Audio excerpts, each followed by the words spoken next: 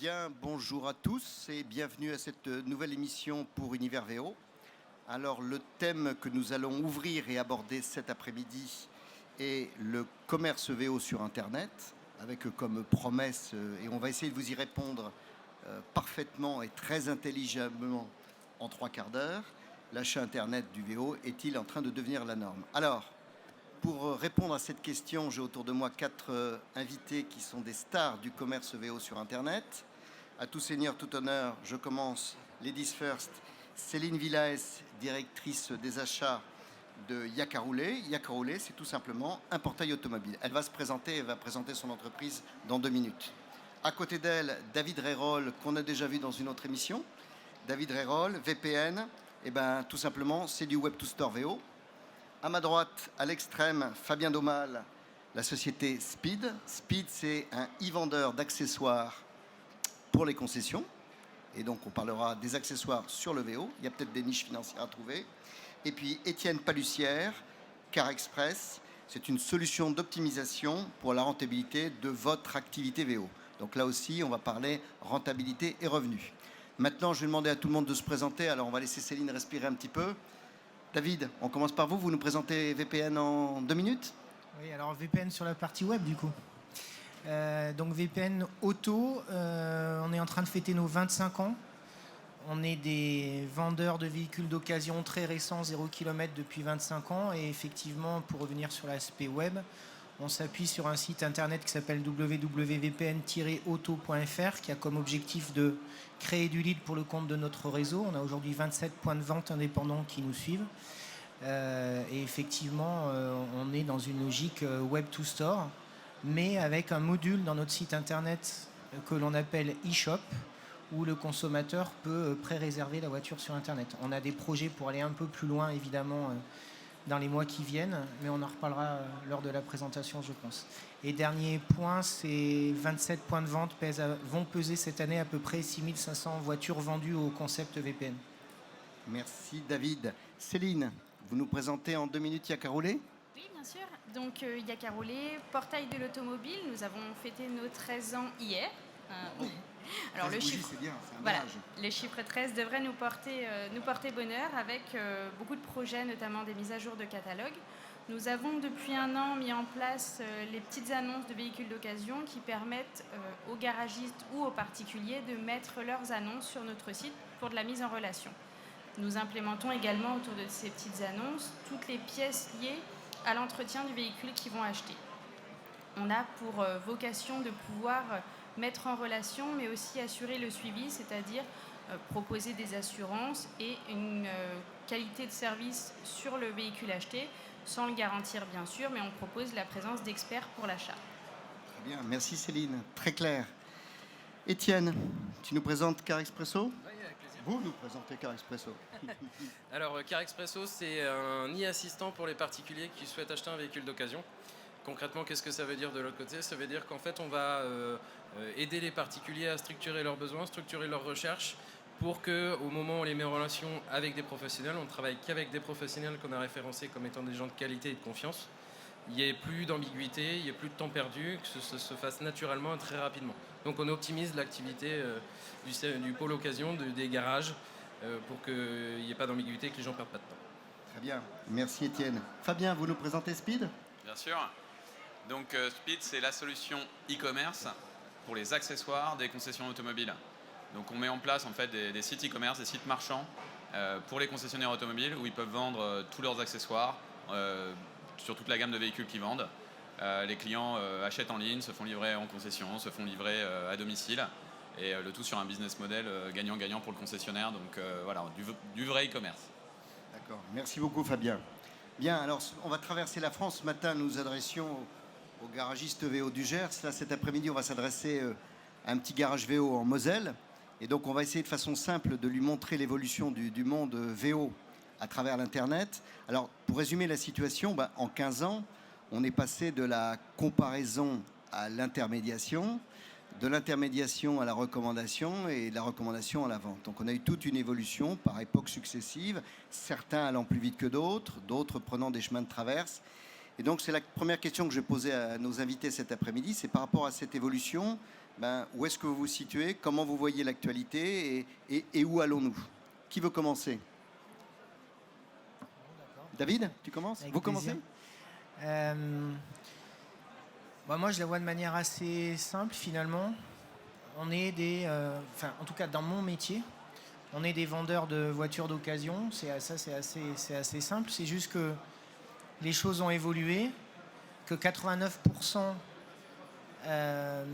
des futurs acheteurs de véhicules d'occasion viennent sur un site internet pour se renseigner, et que donc notre job, c'est aujourd'hui de leur donner les bonnes informations le plus vite possible et de manière la plus transparente possible, de recevoir un lead et de le transformer. Ça, c'est la situation actuelle. Et puis demain, ça a déjà commencé évidemment, c'est de laisser le choix au consommateur finalement de décider s'il veut acheter totalement en ligne, partiellement en ligne, venir sur le point de vente, essayer, pas essayer, etc. C'est ça l'évolution. Elle est finalement assez simple. Elle n'est pas très stressante parce qu'elle est logique et on est tous des consommateurs dans d'autres secteurs d'activité que l'automobile. Donc moi, ma vision, en tous les cas, c'est ce qu'on partage avec notre réseau, c'est effectivement de laisser le choix au consommateur de sa consommation. Par contre, l'accompagner le plus possible via les sites internet pour lui faciliter la vie et lui apporter une expérience client qui soit parfaite. Il y a quand même un truc à prendre en considération dans le business VO que nous faisons, c'est que c'est quand même un business qui réclame du troc, puisqu'on rachète des voitures où l'on en reprend, qui réclame du financement, donc il faut quand même avoir un contact aussi avec le financement, donc on dématérialise aussi de plus en plus le financement, et également une partie administrative. Donc à un moment donné, même si on est 100% web et qu'on arrive à faire de la vente totalement sur le web, on a de toute façon un contact à un client, ne serait-ce que par la livraison. Et lors de cette livraison, on sera amené à vendre d'autres choses, évidemment, comme le contrat d'entretien ou d'autres choses. Voilà. On arrive de plus en plus sur une palette 360 qui démarre sur le site internet. Très clair, très clair. Merci beaucoup, David. Alors, je retiens de vos propos 3 mots qui vont me faire passer à l'étape suivante. Accompagnement, choix et expérience. Derrière tout ça, il y a des portails. Oui. Céline, qu'est-ce que vous pouvez nous dire? Eh bien, c'est vrai qu'avec Yacaroulé, portail de l'automobile, on a vocation, comme je l'ai dit, on n'achète pas et on ne vend pas directement, on fait de la mise en relation. Et finalement, cette mise en relation permet aussi aux consommateurs de pouvoir regarder des voitures où qu'elles soient en France. Et je pense qu'aujourd'hui, le monde du web en France nous permet de ne plus avoir de limites géographiques. Donc, on a cet accompagnement. On propose également le suivi avec de l'assurance et on est en train de demander un agrément pour pouvoir proposer des cartes grises également qui permettront d'avoir le spectre le plus large, c'est-à-dire le choix et l'accompagnement ensuite. On propose, comme je l'ai dit tout à l'heure, les pièces auto liées au véhicule qui permettent à tout consommateur de savoir que s'ils achètent une Peugeot 208, ils savent le prix des pièces lorsqu'ils auront par exemple une vidange à faire. Comment voyez-vous les années à venir, les 3-4 années à venir? Je pense que le monde Internet, web, va vraiment exploser encore plus au niveau de la vente de pièces automobiles, puisque aujourd'hui, on est encore très attaché malgré tout aux garagistes. Les véhicules, on a besoin de les voir, mais on a surtout besoin de les essayer. Aujourd'hui, Yacaroulé propose des experts pour tester les voitures à votre place. Donc finalement, quand vous allez chercher votre voiture ou quand on vous la livre, elle a déjà été testée auparavant par un expert, finalement quelqu'un qui fait le travail pour vous. Et on revient à l'expérience qu'évoquait David. Voilà, tout à fait. Très bien. Alors, après le portail, il y a l'optimisation de votre activité de petit garagiste VO en Moselle. Ce n'est pas du tout négatif de ma part, bien au contraire, j'y ai travaillé. Étienne, derrière, il faut des solutions pour équiper et que nos garagistes optimisent leur rentabilité VO. Exactement. Alors, en fait, notre objectif à nous, c'est que ces petits garagistes-là reprennent la main et soient en capacité de faire augmenter le nombre de ventes qu'ils font. On sait aussi que globalement, c'est des gens qui sont très occupés. Ils sont et dans l'atelier, ils ont et l'administratif, ils ont les ventes. Globalement, être devant le téléphone et répondre à l'ensemble des questions d'un client sans pour autant qu'il soit qualifié et que globalement ce soit quelque chose de sérieux, En fait, il y a beaucoup de perte de temps au milieu de tout ça. Donc en fait, notre objectif à nous, c'est de permettre d'augmenter leur volume et d'augmenter la qualité des prospects qui vont arriver jusqu'à chez eux. Donc pour être en capacité de faire ça, on est parti du postulat qu'il fallait répondre aux problématiques qu'affrontent les particuliers dans leur acte d'achat aujourd'hui. Donc il y en a deux principales. Aujourd'hui, acheter un véhicule d'occasion, c'est très long. Ça demande beaucoup d'étapes et beaucoup de temps à consacrer. Et ce qui reste au centre, c'est l'anxiété. Donc on a créé une expérience utilisateur qui va accompagner l'utilisateur tout au long de son processus de recherche. Et au moment où on a une accumulation de signaux comme quoi le prospect a une vraie volonté d'acheter un véhicule, puisqu'on lui présente des véhicules, là en l'occurrence on le met en relation avec le professionnel et quand on le fait, on a 95% de taux de transformation. Alors on vient de parler, la transition arrive toute seule, on vient de parler d'optimisation de la marge. Peut-être qu'on peut vendre des accessoires pour encore plus optimiser la marge, Fabien. Oui, c'est sûr que quand on vend un VO et qu'on gagne quelques centaines d'euros, si on vend en plus un attelage, on gagne encore plus, quelques centaines d'euros, c'est certain. Et simplement, nous, notre réflexion sur l'e-commerce et les garages, qu'ils soient petits, moyens ou un peu plus grands, c'est de dire que leur avenir demain, il se repose sur bien servir leurs clients. Et donc, servir leurs clients, c'est les écouter et c'est être capable de leur proposer une expérience d'achat qui corresponde à ce qu'ils attendent. Et aujourd'hui, on va avoir différentes typologies de clients, des clients qui veulent aller dans leur concession ou chez leur garagiste, d'autres qui veulent avoir une expérience partiellement en ligne et d'autres qui veulent une expérience complètement en ligne. Mais ça dépend aussi de ce qu'ils achètent. Donc, acheter une voiture, c'est pas acheter une pièce auto ou un accessoire. C'est pas du tout la même implication et acheter un appartement, c'est encore autre chose, si on va encore au plus cher. Donc, nous, une de nos idées qu'on a eues par rapport à ça, c'était de dire vous êtes agent ou concessionnaire, okay, vous n'allez peut-être pas vendre tout de suite des voitures en ligne, mais vous devez vous habituer à la vente en ligne parce que c'est ce qu'attendent vos clients. Et donc, commencer par quelque chose de peut-être un peu plus simple, l'accessoire. Et déjà, pour eux, c'est un changement important.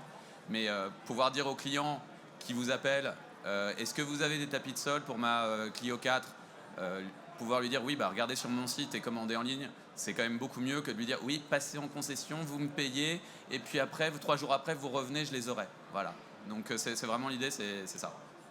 Très bien. Alors, je reprends vos propos, on va encore une fois rebondir, c'est fait pour ça. J'ai quand même du mal à être convaincu de tout ça. Moi, je connais mes clients depuis 40 ans, ils viennent me voir, on se serre la main, on prend un petit café ensemble, et je ne suis pas forcément convaincu de l'inéluctabilité de ces systèmes informatiques que vous me proposez tous gentiment. Alors je voudrais que vous me convainquiez qu'en effet, c'est pas pour hier, c'est pas pour demain, c'est pour aujourd'hui, qu'il faut peut-être qu'aujourd'hui je commence à avancer. Et qu'est-ce que chacun dans votre métier, mais peut-être même en sortant de votre entreprise, mais en tant qu'expert du VO et expert de cet Internet, vous me convainquiez des premières marches à faire pour que mon garage en Moselle, justement, vous l'avez dit Fabien, il séduise des clients qui, de plus en plus, attendent une interaction sur Internet. Qui veut commencer? C'est une question un peu plus générale sur le sujet. Moi, je veux bien... Lève le doigt. Allez. Ouais, Étienne, merci. Mais tout le monde va parler, rassurez-vous. Globalement, c'est une question assez vaste. Mais ce qu'on peut remarquer quand même aujourd'hui, c'est que je parlais tout à l'heure du fait que les gens passent 20 heures sur leur recherche de véhicules. Dans ces 20 heures-là, les consommateurs passent 80% de leur temps sur des plateformes tiers à regarder un petit peu ce qui fait sur le marché. En gros, aujourd'hui, ils vont passer une grande partie de leur temps à essayer de structurer leur vision du marché parce qu'aujourd'hui, ils achètent sur une vision du prix, de l'âge et du kilométrage. Donc ces 20 heures-là vont être consacrées à regarder un petit peu ce qui se fait sur le marché, quitte à élargir et à regarder ce qui se fait en France, à rétrécir, à regarder ce qui se fait dans la région et à structurer leur vision du marché. Donc aujourd'hui, ça devient incontournable pour la plupart des gens d'aller d'abord observer le marché sur Internet pour à la limite ensuite regarder sur une zone plus proche. Mais globalement, l'infomédiaire principal, c'est les web et les tiers aujourd'hui. Alors, votre conseil, qu'est-ce que je ferai demain? Votre conseil faut passer par Carexpresso. En l'occurrence, oui, il faut s'intéresser à ce qui se fait aujourd'hui dans les solutions digitales. Il y a beaucoup de solutions différentes. Il n'y en a pas de mauvaises. Faut faire appel à celle qui correspond le plus à son ADN, ses valeurs. Nous, on a une proposition de valeur où on veut remettre en avant les professionnels qui sont méritants, qui ont pris le parti de faire très bien leur métier, qui ont des processus de remise en état. Et l'idée, c'est de les choyer. Donc voilà, pas de particuliers sur notre plateforme, pas d'importateurs, que des gens qui font du VO, qu'ils maîtrisent à 100% et qu'ils vont distribuer en tout état de cause parce qu'ils le maîtrisent complètement. David, j'ai une question. Est-ce que si je rejoins un réseau, j'irai plus vite? Pour vendre, Pour plus vendre, pour mieux vendre, pour vendre plus cher, disons pour, que si vous... pour rentrer dans le web? Non, disons que si vous rentrez dans un réseau, il y a de la mise en commun de moyens. C'est ça qu'on apporte. Donc on a un site internet dans lequel il y a 1000 voitures présentées, 37 points de vente, on est forcément plus fort à plusieurs que tout seul. Et puis surtout l'ensemble des process, on parlait ce matin d'e-réputation. Oui. L'e-réputation, les avis clients, la capacité à traiter un lead rapidement, la capacité à reprendre une voiture, à être capable de donner une valeur de voiture, c'est tout ça qu'on apporte quand on est en réseau. Après, pour répondre à la question que vous avez donnée tout à l'heure, je crois qu'il faut être extrêmement pragmatique.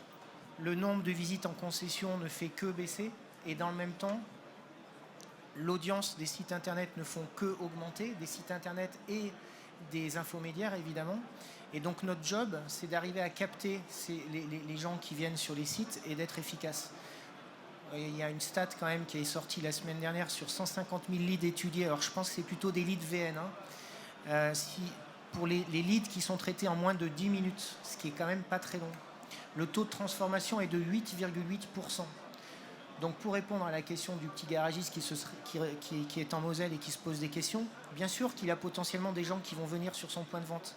Mais il faut qu'on capte plus tôt et donc il faut qu'on capte au moment où il est sur le site internet. Et il faut qu'on capte en le réassurant. Et c'est effectivement là que des marques comme nous qui faisons du satisfait remboursé, des labels VO, etc., on est capable de les rassurer. Et effectivement de l'intermédiation, ça existe effectivement sur de l'achat VO entre particuliers. Mais voilà, le vrai combat, il est là. Le combat, il est à comprendre où se trouve le consommateur, comment je le capte et comment je le traite. Alors, je commence à mieux comprendre. Là, je sais qu'il va falloir que je rentre dans votre Internet, messieurs et madame. Alors, Céline, j'ai peut-être une question tout de suite. Est-ce que je vais dans un réseau ou est-ce que j'ouvre avec mon fils un site Facebook de mon garage VO en Moselle ou est-ce que je vais sur un portail? Qu'est-ce que vous me conseillez? J'imagine que vous avez la réponse, mais d'une façon plus générale. Je pense effectivement que la solution portail est intéressante. Maintenant, aller sur des plateformes, les plateformes peuvent aussi mettre leur annonce sur notre portail, donc ça peut aussi interagir. Nous, on ouvre la possibilité à tout le monde. Le particulier, le garagiste, le portail complet. Mais effectivement, je reviens un petit peu sur les propos d'Étienne, où pour moi, le consommateur maintenant, il a besoin de comparer.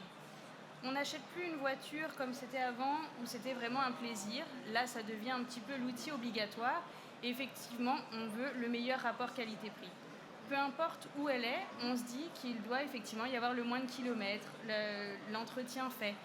Et finalement, la comparaison, là, devient intéressante. Nous, sur le portail de l'automobile, on se dit que qui compte les vendus, l'important, c'est le résultat. Donc, l'état de la voiture et le prix. Voilà. Alors, voilà, justement, on m'a dit vous allez peut-être pouvoir nous répondre. Qu'est-ce qu'il va falloir que je travaille en premier?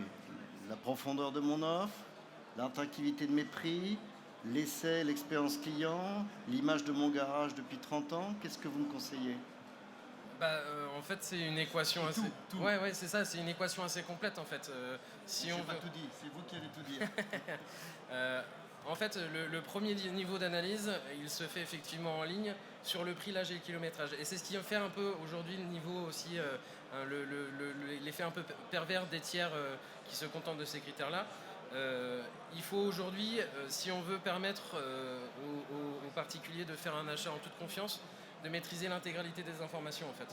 Donc il faut donner de la visibilité aussi au type de garantie qui est offert, au type des prestations qui sont assurées, au processus de changement de pièces à partir de l'usure constatée. Il y a un ensemble de paramètres qui, lorsqu'on les présente à l'utilisateur, vont lui permettre de se dire « Ah ok, j'aurais pas pensé à poser cette question-là, mais maintenant que je le sais, ouais, c'est assez génial. » Et du coup, permettre aux gens de prendre une décision qui va être sereine. La clé, elle est dans la sérénité. Aujourd'hui, encore une fois, la problématique de ce marché-là, c'est pour moi qu'il y a de l'anxiété. C'est vraiment au centre de la représentation sociale ou de la représentation du véhicule d'occasion aujourd'hui. L'anxiété, on vient au sujet de ce matin. L'anxiété, c'est la peur. La peur, c'est la mauvaise ou la bonne réputation. Et on vient au sujet de ce matin. Fabien, Oui. sans parler de speed directement sur ce sujet, qu'est-ce que vous nous conseilleriez?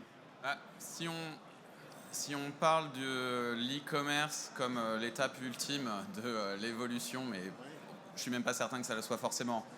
Mais tout dépend où le garage se situe au point de départ. Le point de départ, on va dire que ça va être l'artisanat et juste un pas de porte et on n'est pas du tout sur le web.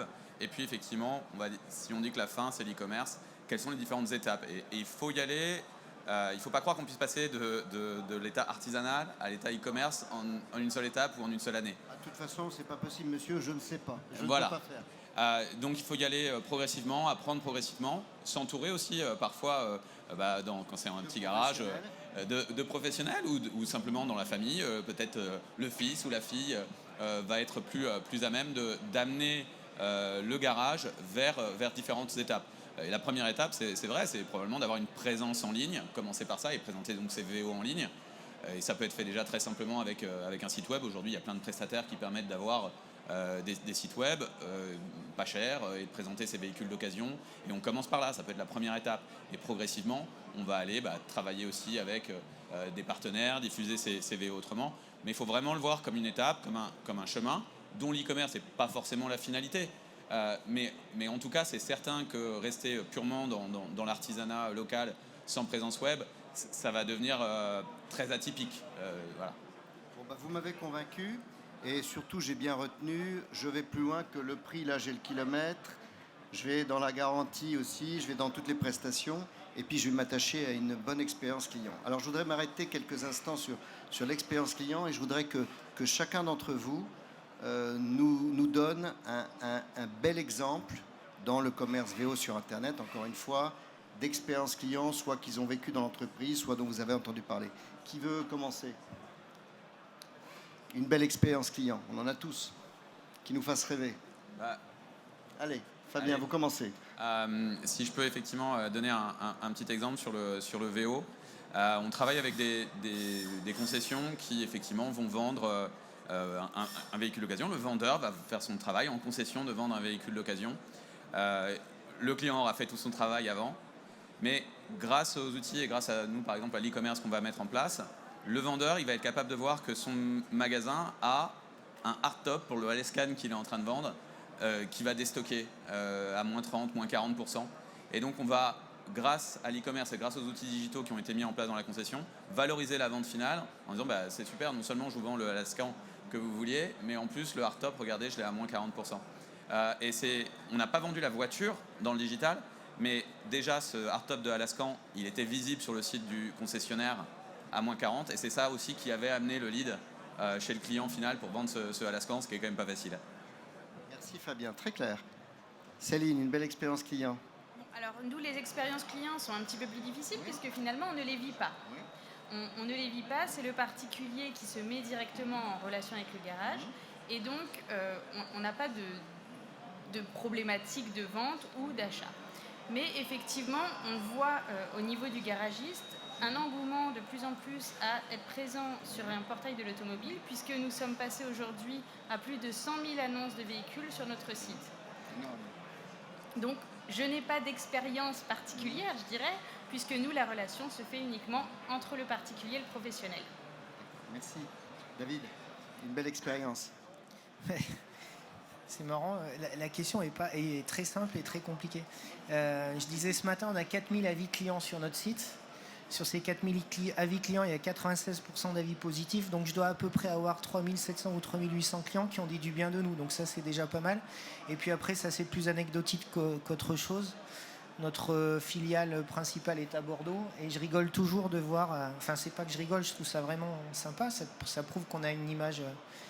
Les professionnels de l'automobile, parfois décriés, on a quand même une image sympa. C'est de voir arriver les clients qui offrent des bouteilles de vin à nos commerciaux. C'est une expérience client rigolote parce que ça veut dire qu'ils ont quand même été contents et qu'ils remercient le vendeur. Alors nous, on leur offre un cadeau, mais eux, ils arrivent aussi avec un cadeau. Voilà, c'est une belle expérience. La quatrième. Moi, j'ai des clients, j'en ai tous les jours au téléphone. Et globalement, considérant que je réponds aux vraies douleurs qu'ils affrontent, je réponds à une vraie problématique en fait. Donc j'ai des clients satisfaits tous les jours au téléphone. Ouais. C'est un peu l'hôpital. Peut-être, mais il n'empêche que... Ils sortent heureux de l'hôpital. En tout cas, on a une thérapie. Ouais. Moi, je vais vous en donner une vraie.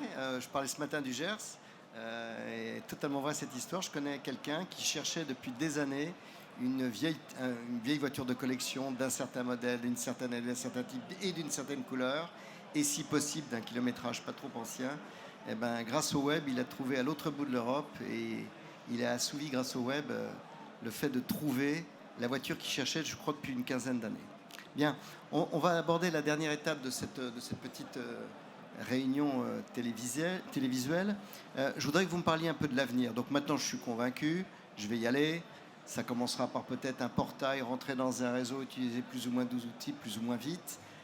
J'oublie pas Facebook non plus ou les autres réseaux sociaux qui vont m'aider dans la vente de mes voitures d'occasion.